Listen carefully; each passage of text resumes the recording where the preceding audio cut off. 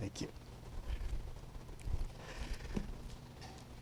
I appreciate the opportunity to share with you this morning and this evening. Look forward to you coming back for that time as well. I have a couple of messages that I have thought and shared and used in my opportunities to go out and do what I believe this ministry is all about. It's all about inspiring national churches. Everything that we are involved in begins with the church. And I want you to recognize that I believe God's plan for this age is the local church. Amen. I know that there are a lot of people who are dealing with national individuals. I don't argue against what they do, but I simply provide instead what I believe is the better path, and that is start with the local church and help the local church send missionaries wherever they are, in whatever country they are. And so as I have had the opportunity to go to various places to inspire national churches, I want you to recognize that Sunday school was an opportunity to talk to you about how we are inspiring them to go out to their world. But in this service, I want to really come back to talk about you and how you need to be inspired to go out to your world. And I start that by establishing that you are a national church. You realize that you are the nationals of America, right? Right. Aren't you glad I didn't call you natives? We are the national of America. This is a national church. And so what I want to share with you this morning is what I share when I go to some other place, some other country, and stand before a congregation just like yours. And whatever I share in those congregations, I have now come back and have the opportunity to go from church to church here within this country to do the same thing. I am trusting that this morning will be an opportunity to inspire national churches. But I want to start out with what I really am doing as I go to these various places.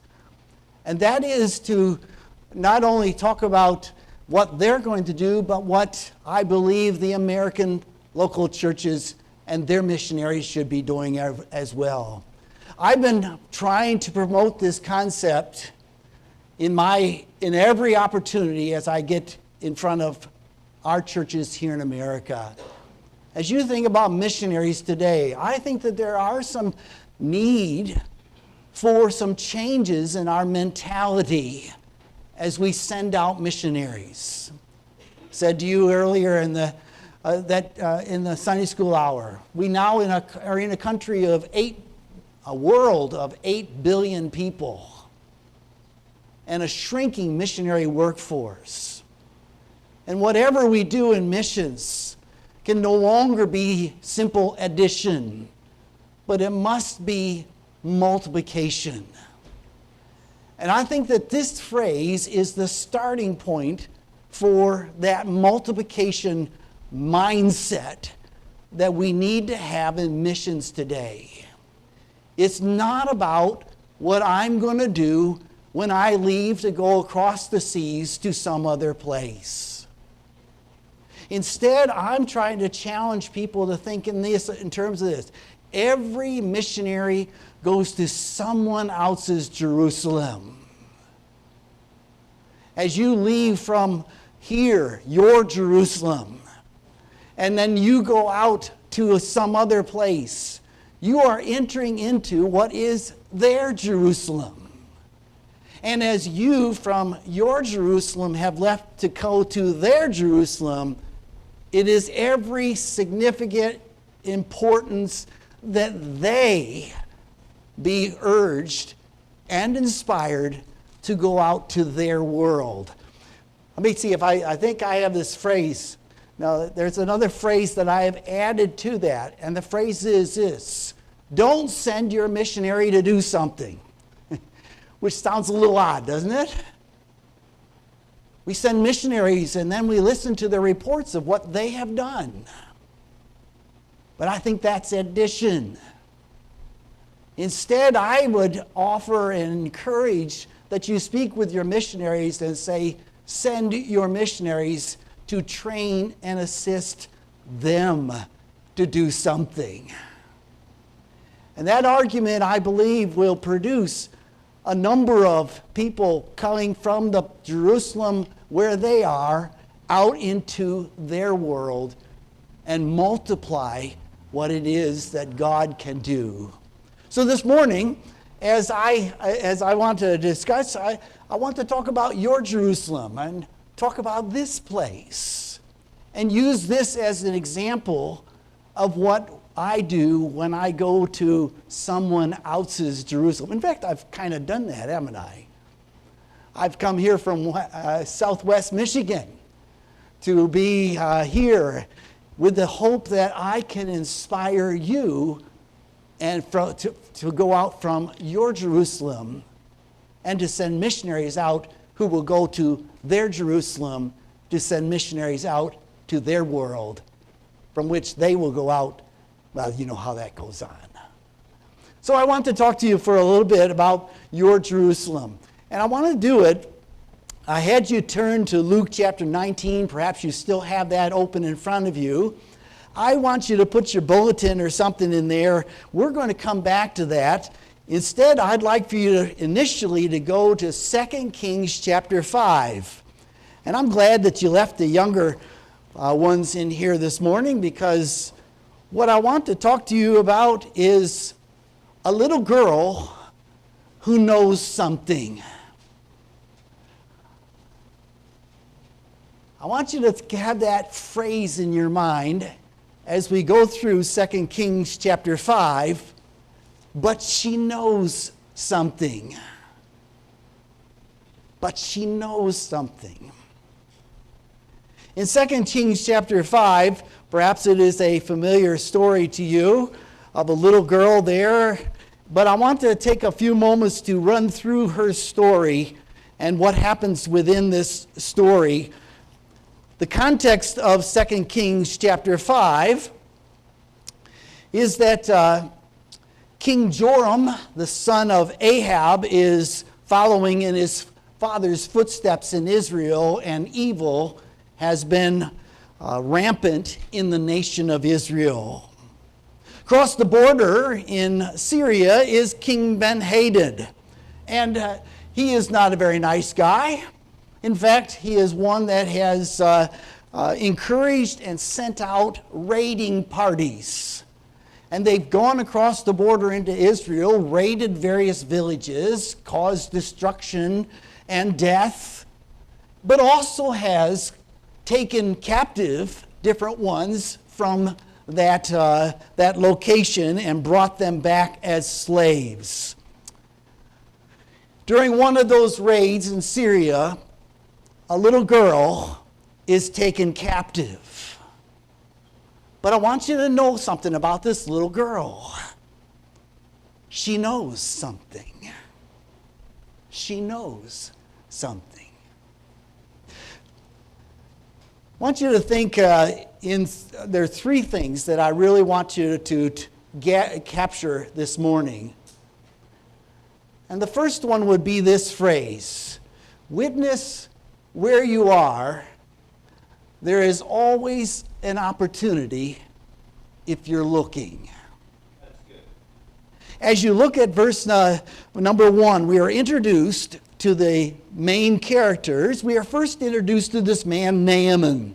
Now, Naaman, captain of the host of Syria, was a great man with his master, and honorable, because by him the Lord had given deliverance unto Syria. He was also a mighty man in valor. Hey, we're talking about the big guy in that nation. The someone who is very, very important. Everybody loves this guy because he's been so successful. He's a man of valor. He's gone out and done great things for the nation. Everyone loves this guy. I did notice, though, because by him the Lord had given deliverance.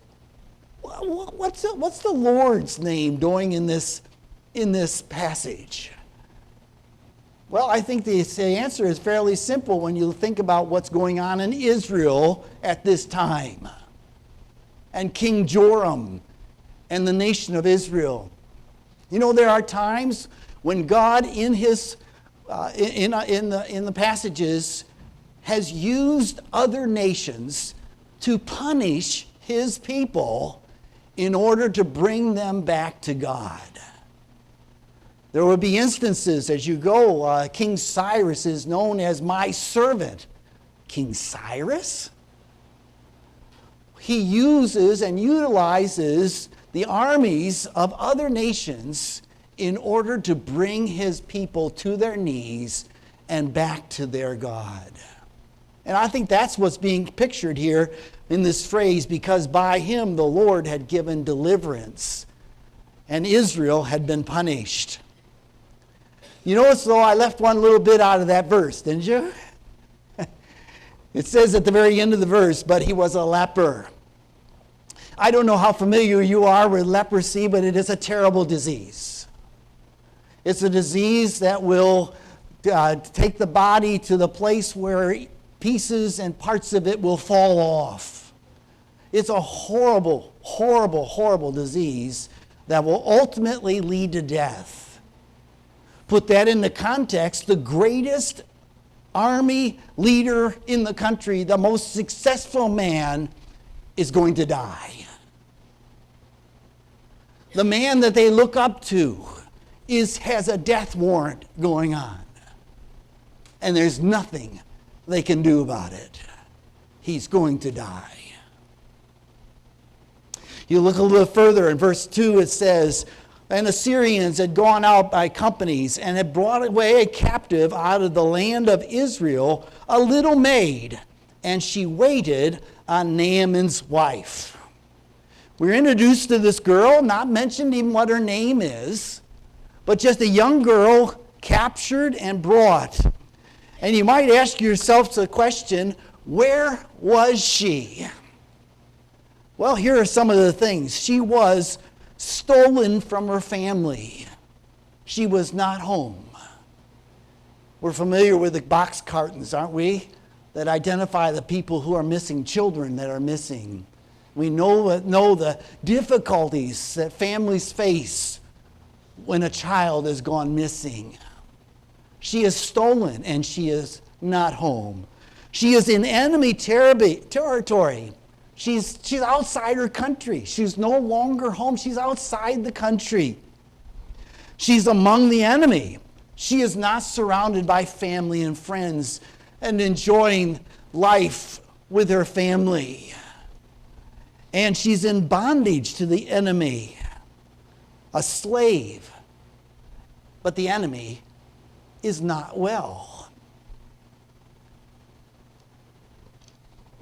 But she knows something. She knows something. The second point that I'd like to ask you to think about is to witness boldly. If you have something to say, speak up. We look at the next verse, and it says this, and she said unto her mistress, would God my Lord were with the prophet that is in Samaria, for he would recover him of his leprosy. Now you think about it, for who in the world is she to speak anything that somebody might believe? Not only where was she, but who was she? Well, she was a girl. Many, many cultures today still marginalize women. She was young. I've been to a few cultures where it's the gray hair that works. I finally got there. It's the gray hair that works. You younger men, sit down, shut up. When you get older, we'll let you talk, all right? She's young. She's a girl, she's young, she's a slave. You can't get any lower in society than a slave. And she's an Israeli, which to them means that she's an enemy. So who was she to say anything And what expectation would be there that she would be believed?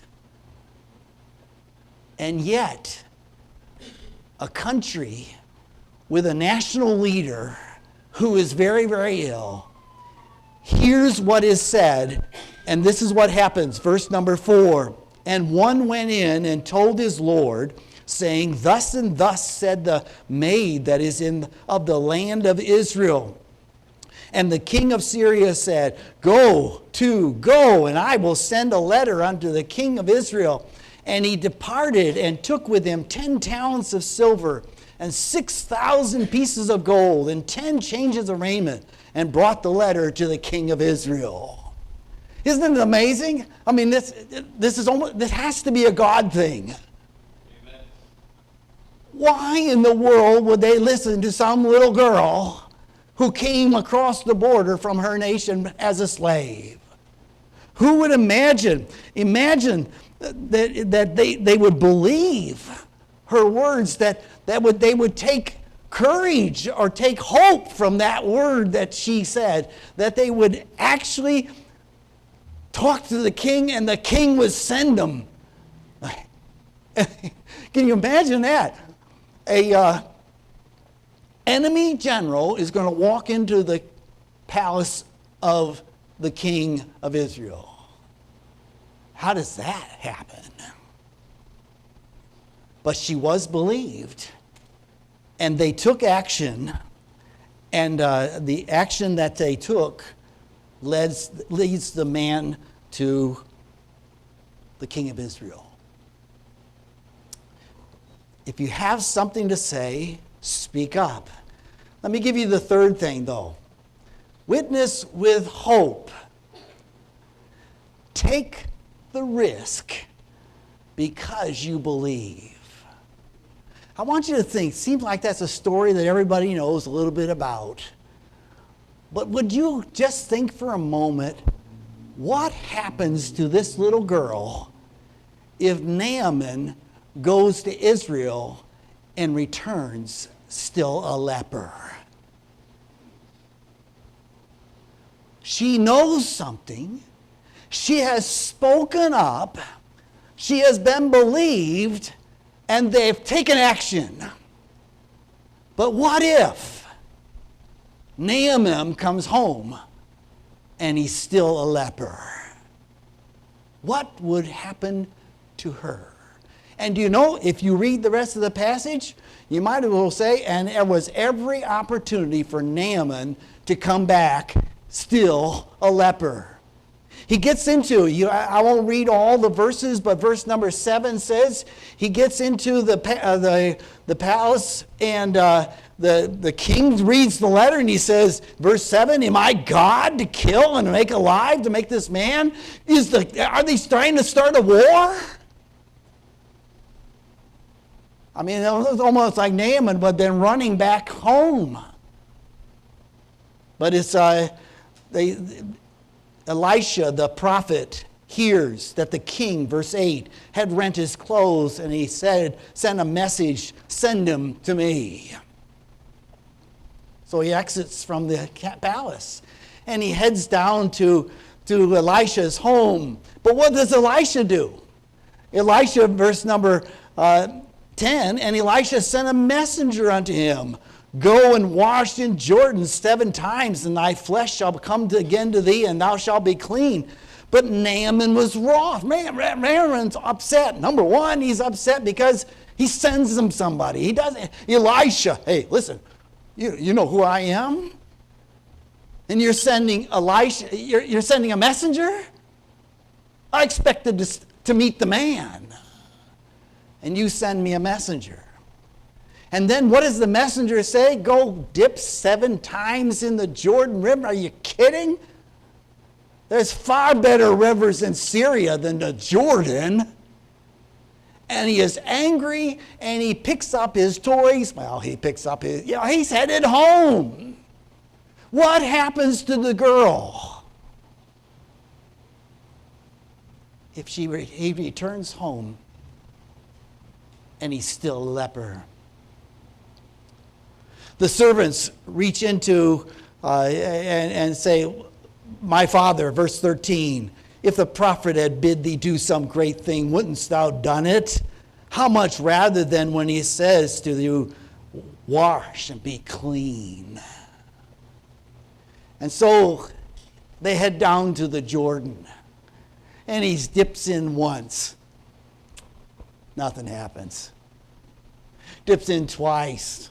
Nothing happens.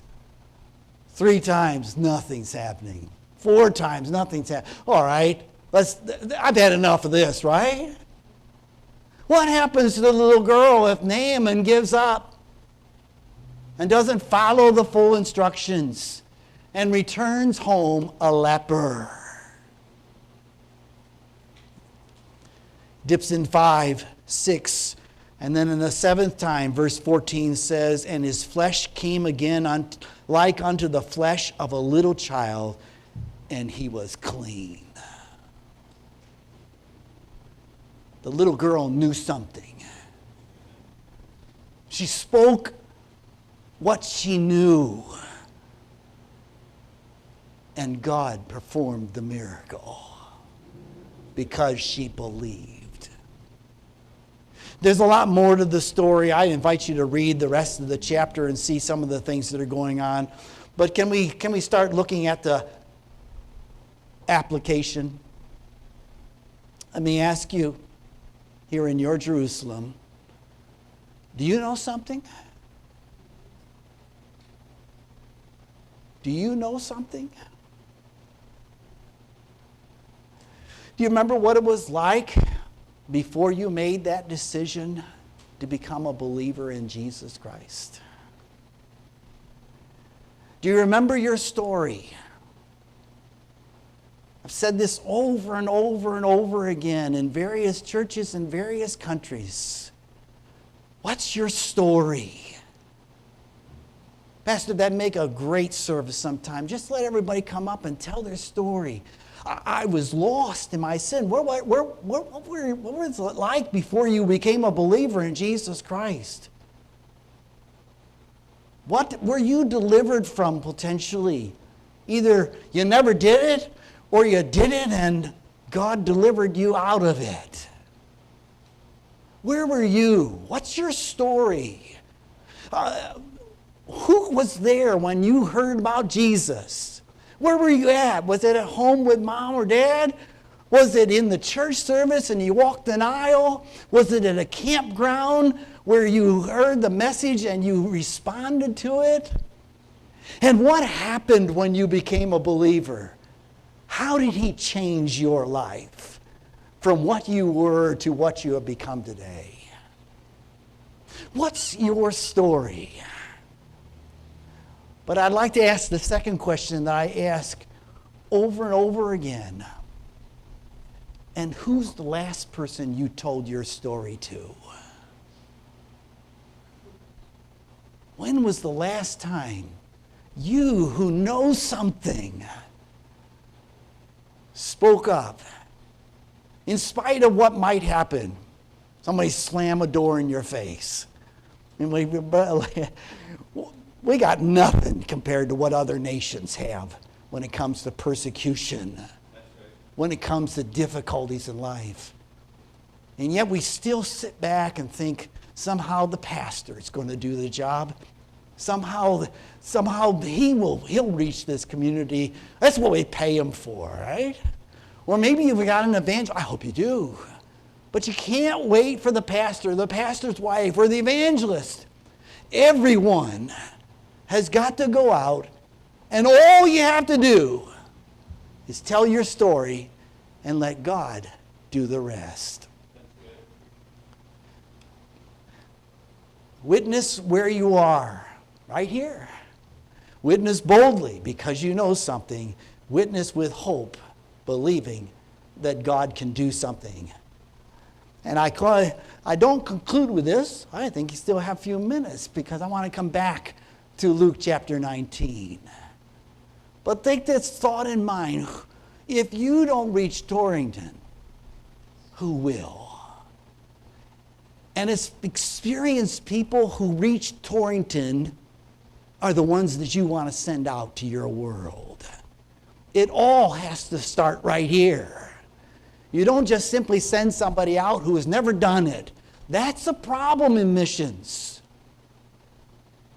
I think we've sent out a lot of people who never did what they now are telling you that they're going to go out and do. You get your experience at home, and then God leads some of you to go to farther places. But let's talk about Luke 19. Go back to Luke 19 if you still have your bulletin. I have a couple minutes left. I want you to think about this man. Again, I've tell you that I am your first illustration. I've come from Southwest Michigan to try to inspire you to go reach your Jerusalem. Well, they happened to steal this little girl in order to bring her into Syria from Israel. But while she's there in Israel, she boldly speaks up while she knows. You come to Luke chapter 19, and we have the story that you have read of Zacchaeus coming to see Jesus. Jesus comes into Jericho, and amongst the people there that he meets and speaks with is this Zacchaeus. A great little story, a great little song, and all that goes with it.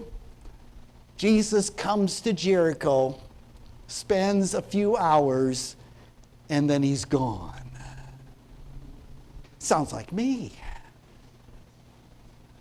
Comes in and he speaks to Zacchaeus. He calls him down from the tree to go to his house. And what happens in his house? Well, Jesus in the verse number 9 says, "This day is salvation come to this house." Zacchaeus is called down from the tree, enters his home, speaks with Jesus, and is saved. Well, how do you know that? Well, look what it says. Zacchaeus, look, "Behold, Lord, the half of my goods I give to the poor." Can you imagine Zacchaeus walking out to some poor, impoverished person and going, and the open doors open, they say, "Zacchaeus, we don't have any money." He says, "I'm not here to take your money. I'm here to give you money." Really? Really? What else does he say? It says, "And if I have taken anything false from any man by false accusation, I restore him fourfold." Can you imagine that? Open the door. "Hey, Zacchaeus, I gave too much. You're just really not." "I'm not here to take more money. I was wrong. And here is your money 4 times over." What? Can you imagine what those people were thinking? What happened to you? Why are you doing this? What happened? And what's the answer? Jesus. I was lost in my sin. Jesus came and told me what I needed to do, and he changed my life. You know, I just look at this passage, and I think about my life that changed. And I believe that your lives changed as well. And you have something to say. I came in last night. I'll leave tomorrow night. I'll give out a track or two, perhaps, hopefully. But I really won't be touching Torrington. It will be up to you. This is your Jerusalem. Please come.